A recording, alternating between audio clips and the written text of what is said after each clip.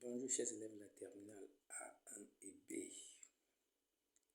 Aujourd'hui, on va traiter un exercice classique sur les polynômes. Exercice qui vient très souvent à l'examen. Il s'agit en substance de vous donner un polynôme de degré 3 dont on connaît une racine.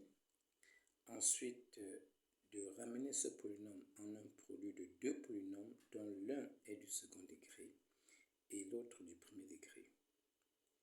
Et enfin, à travers le tableau de signes de ce polynôme, après avoir factorisé ce dernier, déterminer la solution des équations et inéquations liées à ce polynôme.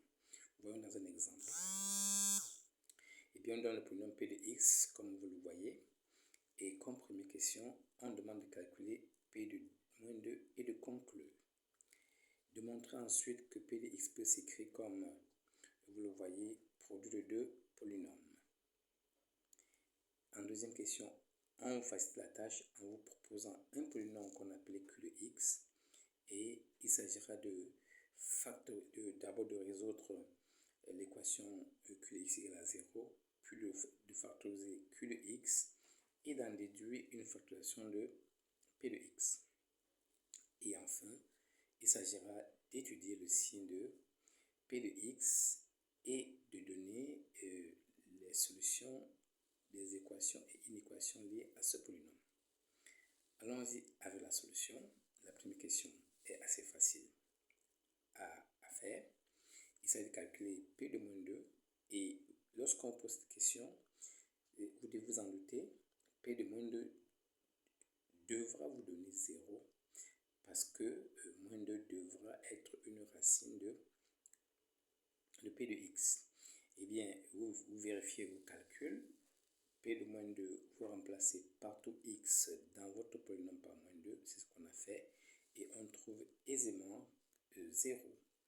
Et comme on a trouvé 0, on peut conclure tout simplement que moins 2 est une racine de P de x. Il reste maintenant à démontrer que P de x peut s'écrire comme produit de deux polynômes dont l'un est du premier degré et l'autre du second degré.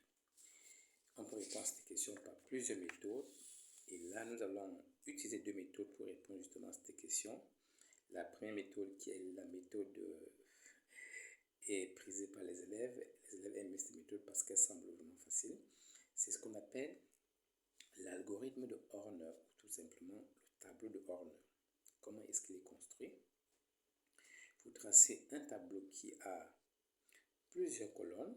Ici, il y en a 1, 2, 3, 4 colonnes, puisqu'on est au degré 3, donc il y a 4 thèmes. Et nous avons 3 lignes. Et nous avons une case ici, tout au début. Cette case-là, c'est la case sur laquelle nous mettons notre racine évidente, notre 0 du polynôme. Le nombre qu'on a trouvé, qu'on a calculé, le P de 0. Donc on a calculé P de moins 2. Et on a trouvé 0, donc moins 2 est une racine de P de x. On écrit ce moins 2 ici. On copie ensuite sur la première ligne les coefficients de P de x en prenant du plus haut degré au plus petit degré. Et ensuite, il ne reste plus qu'à remplir. Le premier nombre qui se trouve dans cette première case se retrouve exactement au niveau de la première case de la troisième ligne. Et au niveau de la deuxième ligne, cette case n'est pas utilisée. Donc, on appelle justement ce 8. Et qu'est-ce qu'on fait après? On multiplie. Moins 2 fois 8 égale moins 16. Le résultat de la multiplication, nous mettons à la deuxième ligne. Moins 2 fois 8 égale moins 16. Ensuite, quand nous avons ces deux lignes remplies, nous faisons juste une somme. Donc 26 moins 16, c'est qui nous donne 10. Et on reprend exactement le même raisonnement. Et à la fin, on trouve ce 0. C'est d'ailleurs la preuve que c'est bien fait. Et dans ce cas, le premier nombre qui se trouve là, c'est votre A. Le deuxième, le B. Le troisième, le C. Vous avez répondu à votre question. En fin de compte, P de x écrit x plus 2 facteur de 8x carré plus 10x moins 3. La deuxième méthode pour trouver le même résultat, c'est la division euclidienne que vous avez vu depuis la secondaire. On va rappeler comment ça fonctionne. Vous divisez votre polynôme, donc votre polynôme est le dividende et x plus 2 est le diviseur. si 2 est une racine, x moins 2 est le diviseur. Comme c'était moins 2 une racine, eh bien x plus 2 c'est le diviseur. À partir de cet instant, on va faire le calcul. Le nombre qui est là, je le remets ici. Et je mets x en enlevant 1 degré. Donc j'aurai dans le 8x carré fois x. Ça va donner 8x au cube. Sauf que chaque fois que vous allez écrire un résultat de ce côté, vous allez écrire avec son signe opposé.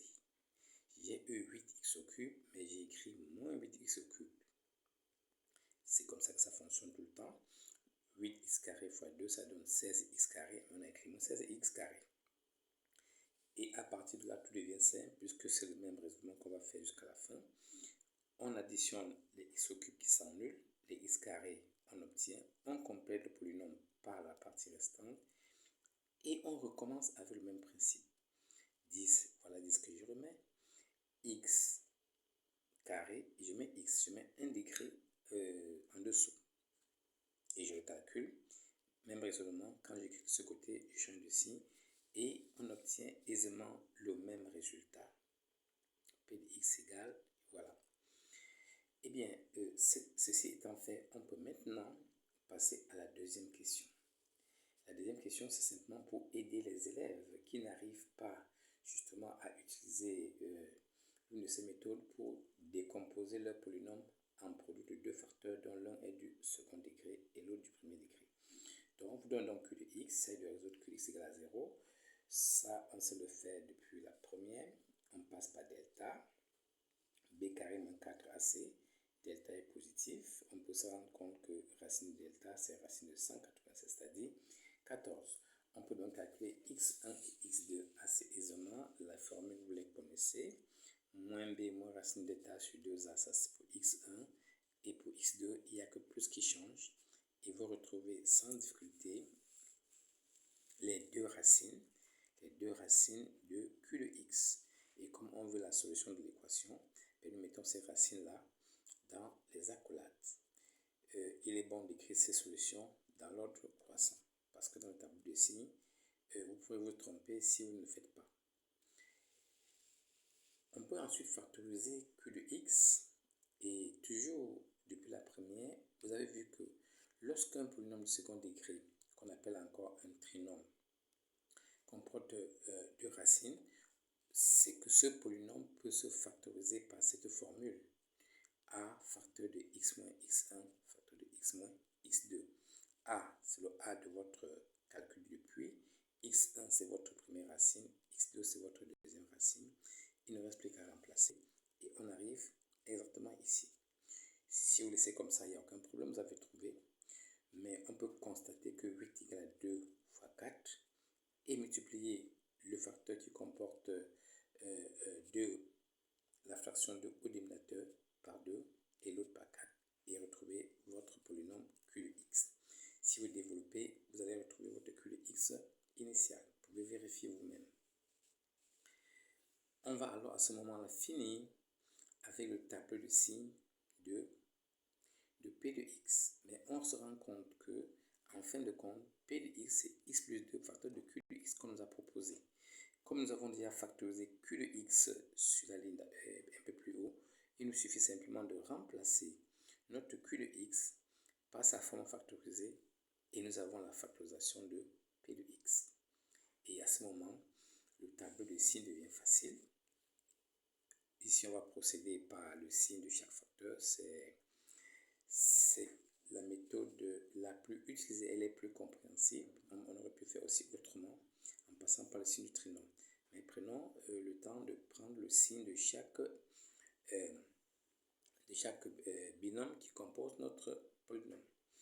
Donc on aura dans le signe de x plus 2, de 2x plus 3 et de 4x moins 1. Nous mettons d'abord les trois racines qu'on a obtenues. Moins 2 était la première racine. Et donc ces racines sont portées de la plus petite à la plus grande sur l'axe R. Donc cette première ligne c'est pour x. Nous portons ces racines-là. Ensuite, au niveau de x plus 2, la ligne x plus 2, elle s'annule à à moins 2. Si vous faites x plus 2 égale à 0, vous trouvez comme solution x égale à moins 2. Donc le 0 là signifie que si nous remplaçons le x là par moins 2, le calcul final nous donne ce 0.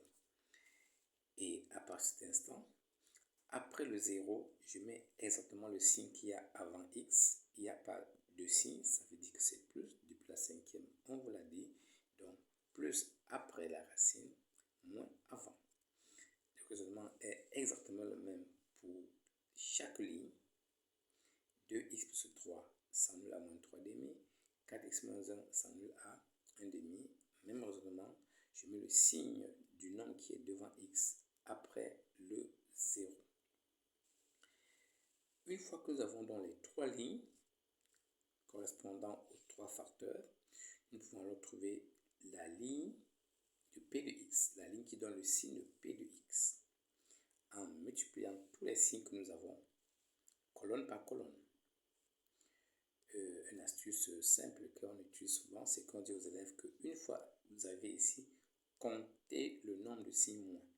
Si ce nombre-là est impair, mettez moins. S'il est pair, mettez plus. Et on obtient ce tableau de signes assez aisément.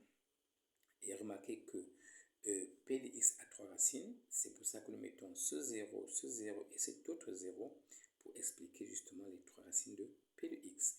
Et justement, résoudre P de x égale à 0, c'est donner exactement les 3 racines de P de x. Vous voyez tout simplement qu'on a copié les 3 racines dans les accolades, puisque les solutions d'une équation, c'est dans les accolades. En ce qui concerne l'inéquation, nous avons le sens inférieur. Donc, c'est-à-dire que nous venons sur la ligne de P de x, on copie les intervalles qui ont le signe moins. On a pris la peine d'écrire ça en rouge pour que ça soit plus visible, parce que c'est ça que nous cherchons. Donc, le premier intervalle commence à moins l'infini, vous voyez bien, puis là, on lit ça, moins l'infini, et s'arrête à moins 2. Deuxième, de moins 3 demi à 1 quart. Sauf qu'il faudra faire attention au niveau des crochets. Déjà, à moins l'infini, le crochet est toujours ouvert, puisque moins l'infini n'est pas un nombre. Mais à moins 2, le crochet est fermé, parce qu'on a une inégalité au sens large. C'est inférieur ou égal à 0. Si ça avait été strictement inférieur, s'il n'y avait pas ce deuxième trait qui accompagne l'inégalité pour expliquer que l'inégalité au sens large, pour dire donc que les bornes appartiennent à l'intervalle, eh bien, les crochets devaient être ouverts au niveau des bornes. Donc, je reprends que ce symbole d'inégalité large signifie que moins 2, qui est une borne de ce premier intervalle, parce qu'un intervalle peut comporter des bornes, moins l'infini à moins 2 est une borne, moins l'infini est juste un symbole. Et là, on a encore un intervalle tout à fait borné, parce qu'il y a 2 bornes. Et donc, les crochets sont fermés au niveau des bornes pour expliquer que l'inégalité est au sens large. Voilà comment on traite cet exercice, chers élèves. Vous devez être apte à le faire. Il manque juste une dernière partie de la déduction quand on va voir les fonctions ln et expo. Merci pour votre attention.